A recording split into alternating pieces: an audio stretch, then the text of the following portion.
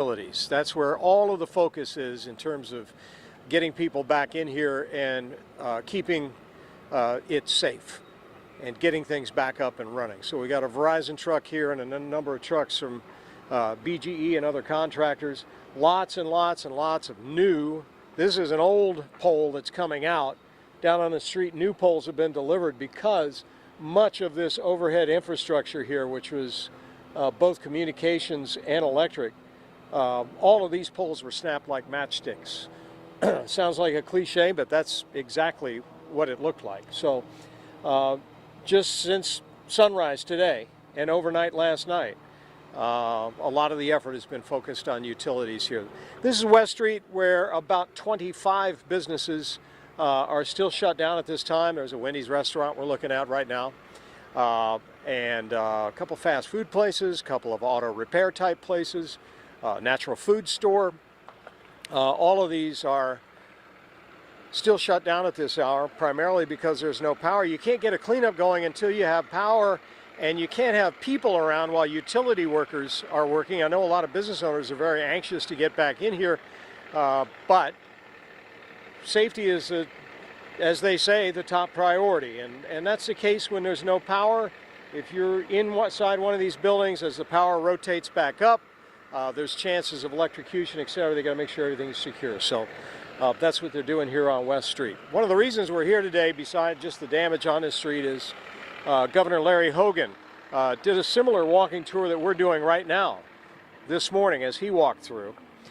He was focused on the community reactions, and most importantly, he said he was just incredibly thankful after looking at the kind of damage that we're seeing here that nobody was injured in all of this. The other thing that was interesting, as I spoke to the governor today, I said, "Governor, did you see this tornado come through?"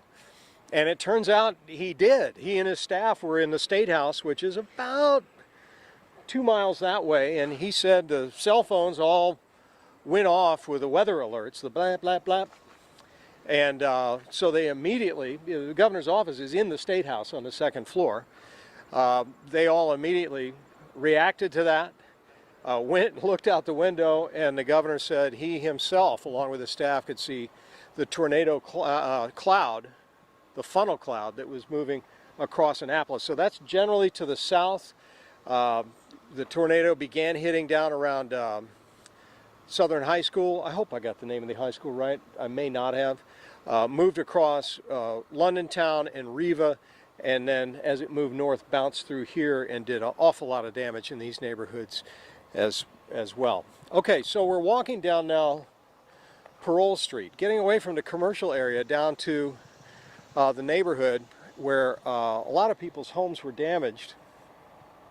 And these are pretty modest homes. These are folks who work for a living down here, and it's a lot of insurance adjusters around, and utility crews, again, are a top priority here as they try to get things restored. All of the power all the way through here is out, and this is the neighborhood the governor was touring. There was lots of debris flying around. We're a couple blocks away, so stick with me, a couple blocks away from sort of where it looked like that funnel cloud came down and was actually touching rooftops and trees and tearing things up, and then bounces back up and comes back down. So the damage is uneven. It's not as if there was some, mile-wide swath that came through it. It appeared to go up and down and all the rest of it. All right, this is the United Methodist Church here. It's called Cecil Memorial. We're going to stop and take a look because Cecil Memorial is a little church, and they've lost their steeple here. I haven't been able to talk with anybody with the church yet this morning, but I think a lot of people saw some symbolism in that when they came and looked at this today. The church still stands, the steeple's broken, but folks are looking forward to getting that repaired and moving forward. And a lot of folks here are outside today because the weather's nice, and frankly the power's not on inside. So people are doing a lot of outdoor cleanup. There's a lot of branches down, etc. If we move in this direction, my partner behind the camera is Dion Wiggins. We can see a backyard down here with the typical kinds of damage. The fence is completely destroyed. There's some kids' play stuff that's turned upended. It looks like a trampoline to me. I've seen a number of trampolines. Apparently the wind really grabs those and takes them up in the air, and they land some distance away. So this individual's house is just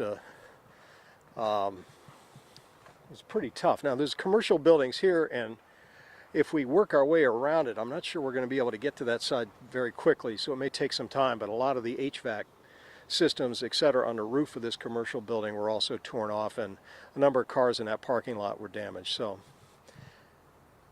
this is a struggle for people to clean up. It's whether it's outside or inside, it's all a mess. We've got utility wires down here. These are communications wires, but nonetheless, we're staying away from anything that looks like a wire. So we're going to move in this direction. It's been checked, and the utility crews are here making sure everybody stays safe from things like that. We're going to walk a little farther down now and take a tour of one of the other streets down here. This looks pretty good. Dion, I think the tornado must have bounced over these houses and then takes out this guy's backyard over here, which is frequently what you hear people say after storms like this. It's remarkable how one place is fine and the place next door is frequently seriously damaged or totaled. We have not seen any homes here that have been completely catastrophically totaled or destroyed. Most of the damage we've seen in this neighborhood here has been serious damage in many cases, but didn't appear to be the kind of damage that can't be repaired at some point along the way. So let's call that a blessing as well. I think a lot of the people here would view that as one. Also, in talking to the governor today, we talked about generally just resilience. He's been touring flood zones and disasters as a governor more than he would want to, and like a lot of people, just based on the numbers, he's convinced that we're in an age of climate change, and that's what we're dealing with here. So, looks like you're delivering relief. Yeah, that's what I do. Very nice. That's another part of what's going on at the end of this street here, which is Vincent Street. So we're walking off Parole and down Vincent. At the end of this is an elementary school, and it appears to be some of the relief efforts are coming together down here, and people appear to be gathering down at the end of this street. All right, we're getting into a little more damage here on Vincent Street. Lots of blue tarps up on roofs now. Lots of trees down. So these two blocks here leading up to the back of West Street had some pretty serious damage. Here's someone's lawn furniture. Wire. Okay. Wire? Thank you. My partner Dion making me aware of wires overhead. This doesn't look good. This looks tough. Here's a house with a... What were you trying to duck to get out of our shot? All right, these look like tree limbs. That's a big pine bough, and there's no pine tree near here that I can see. Who knows where that came from? In the front yard of this individual's house. That is a storage shed that appears to have been thrown up in the air and came down onto a construction dumpster. Perhaps they were doing renovations here, but it literally lifted that building up, that shed, and those are not light, and dropped it in that location. Got utility crews on that street. There's a, looks like the box spring of a bedding set. I don't know if that was torn out of someone's home or what. The insurance adjusters are here working this as quickly as they can. Oh, this is terrible. Here's a guy's livelihood that's been taken out.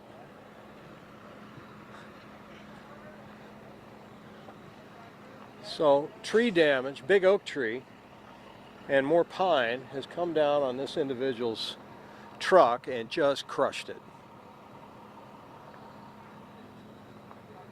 And damaged the house. So on the presumption that whoever owns this truck also lives here, this is just a huge disaster for this individual. And this is fairly typical of damage in the tornado zone here in Anne Arundel County and Annapolis. Lots of trees down and lots of wind damage to rooftops. We also have a lot of wires down here, but it appears as though residents have been released to walk around, so these have been made safe.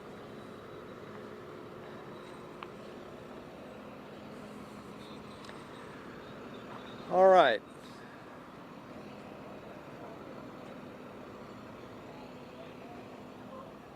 More wires, Dion. We'll stay out of that.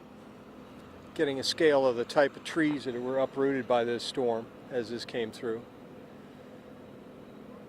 And we can see just in the distance here, this is the Walter Smalls Parole Elementary School, and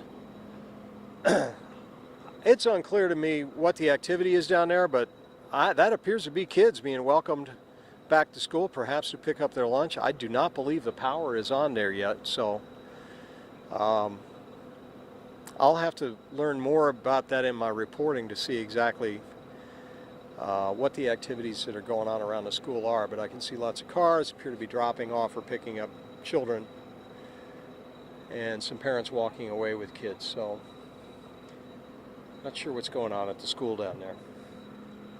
Let's continue on, Dion. I've visited with one of these individuals, and we were welcome in his backyard, so let's take a look. You did show the blue tarps. I mean, here's a guy with two dormers. Obviously the roof and both dormers are damaged enough that they need to be completely covered up, made weatherproof until real repairs can be made. So there's also a sign on this house with a boarded up window that says unsafe structure, keep out, which means that local inspectors have been here and determined that the house is just not livable right now. And that's unfortunate for the folks who are here.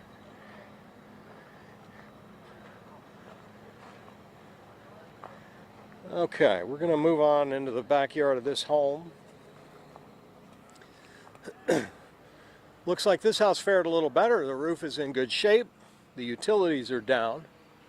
But I visited with this individual. I've forgotten his first name. Last name Wilson, Mr. Wilson.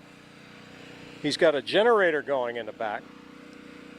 Outdoors, which is where generators need to be, so that's good news as people ramp up. That's a huge hazard in the aftermath of storms. People perhaps misusing generators because they didn't know or whatever by putting them indoors.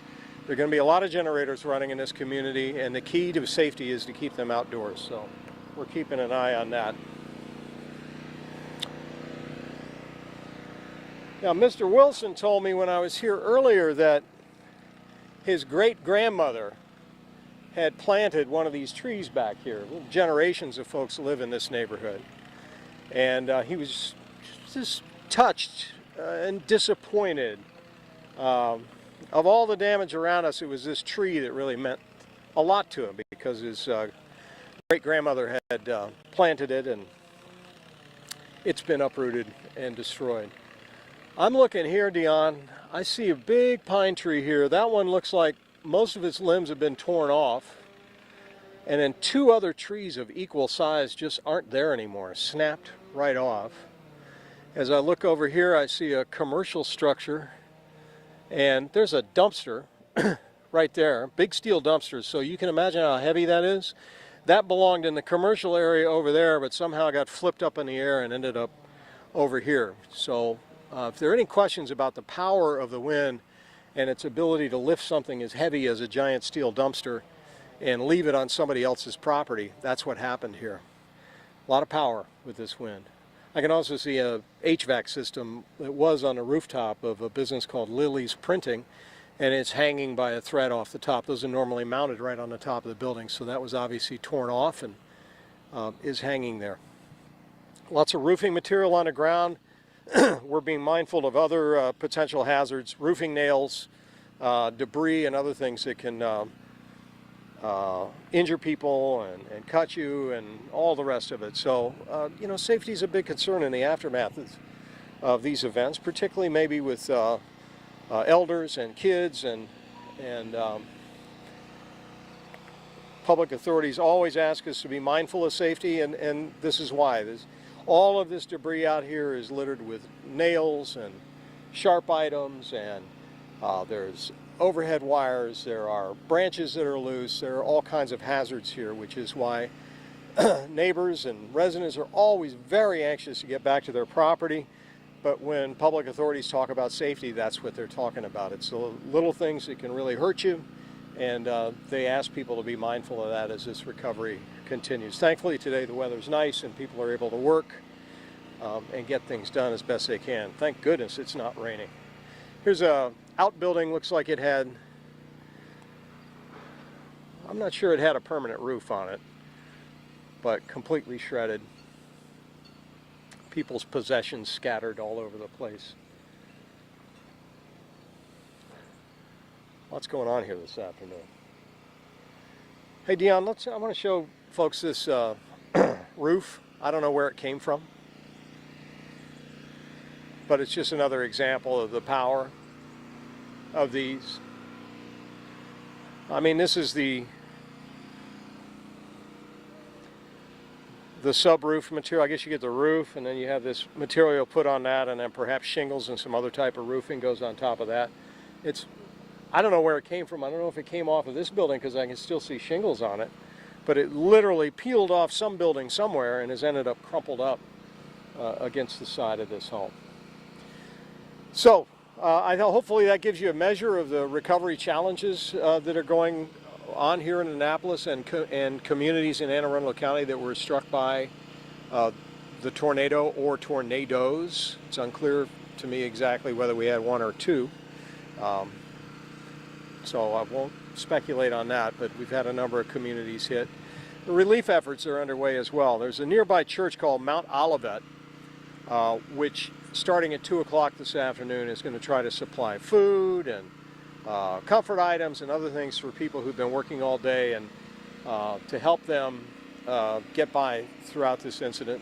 The governor's been here, Mayor Gavin Buckley has been here, County Executive Stuart Pittman has toured all these neighborhoods, and all of them have promised to bring to bear as much government service as is possible to help these folks recover as they go. Here's a lunch getting handed. That's the same lady we talked to before, and she's handing out sandwiches. Make sure everybody's fed while they're working hard to clean up. And more utility workers everywhere we look in every direction. Thank goodness for them as they get the power back on so people can get back up and running. Okay, so that's the situation here in Annapolis. I hope you've got a pretty good sense of the type of damage and the challenges of recovery that are occurring, but the recovery is moving forward quickly. We've had a lot of utility crews here. We can see them working, and a lot of residents, and a lot of insurance responders, and a lot of government officials. So folks here need help, and at the moment they're receiving it. And we're going to leave it right there. It was good spending some time with you.